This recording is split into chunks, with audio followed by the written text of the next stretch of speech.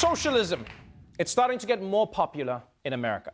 And it's making Fox News more afraid than Mike Pence at a screening of Bohemian Rhapsody. The rise of socialism has never been more clear. Now you have AOC and you have 100 of these members of Congress openly embracing this. Socialism is not only dangerous, but it is also evil. This Green New Deal, this is sugar-coated socialism. It's like sugar-coating poison, sweet at the front, deadly at the end. Ooh, sweet at the front, deadly at the end. You talking about socialism or Willy Wonka's chocolate factory? What are you talking about? Yeah, that was deadly at the end. You know how many kids died? We don't talk about that. That's not a children's story. It's a horror movie with fun music. For more on the rise of socialism in America, we turn to a man who always makes me pay for dinner, my friend Neal Brennan, everybody.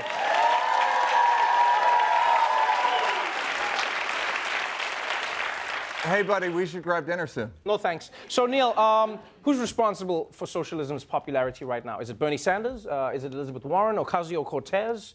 No, I'll tell you who's responsible. Rich people. Rich people have done more for socialism than Bernie, AOC, and Elizabeth Warren combined, which, by the way, would be a very unpleasant-looking person.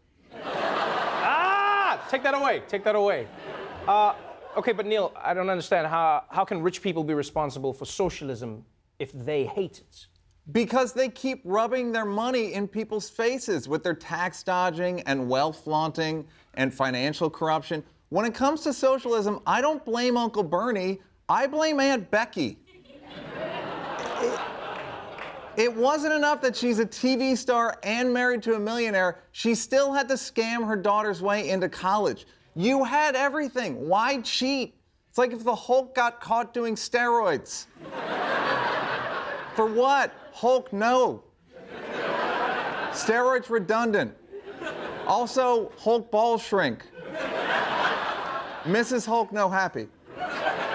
So when people see that admission scandal and then Bernie comes along and says, we should tax the rich and make college free, I get why Americans would think, yeah, college should be free. I agree with White Yoda.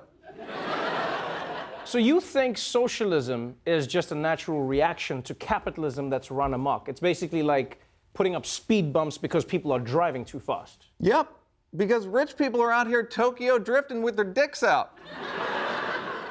Look at Amazon. They wanted a new home for their corporate headquarters, so Jeff Bezos made cities audition for him like a spoiled king. Pittsburgh, entertain me. Birmingham, my feet are sore, rub them. Cute, but I'm going with New York. And Amazon picked New York partly because New York offered them $3 billion. So if more New Yorkers are going socialist, don't blame AOC, blame Jeff Bezos. He's worth $144 billion. You know how rich that is? Even if you started earning $50 million a year, guess how long it would take for you to reach Jeff Bezos' level? 2,880 years. Now imagine being that rich and still being like, yeah, I'll come to your city, but you gotta give me money. Sweet Lord, that is super rich. I know. To get that money, LeBron would have to stay on the Lakers until the year 48 and 99. And they probably still won't make the playoffs. The Knicks won't either. By the way, having super rich people in charge doesn't help either.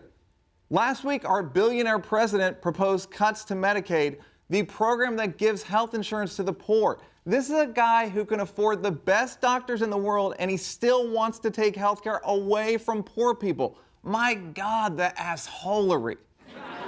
It's not enough you're already in the VIP section sipping Cristal. You also want to walk around the club slapping Bud Lights out of other people's hands. And yes, Bud Light is the Medicaid of beers.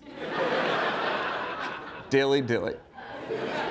So when people see budget cuts like that, then hear Elizabeth Warren pitching Medicare for all, you can't be shocked when 57% of them are like, yeah, I'm with Senator Librarian on this. So if I understand you, you're actually warning rich people that they're creating the socialism that's gonna bring them down. Yeah. Or to quote the ancient philosopher Ice Cube, you better check yourself before you wreck yourself.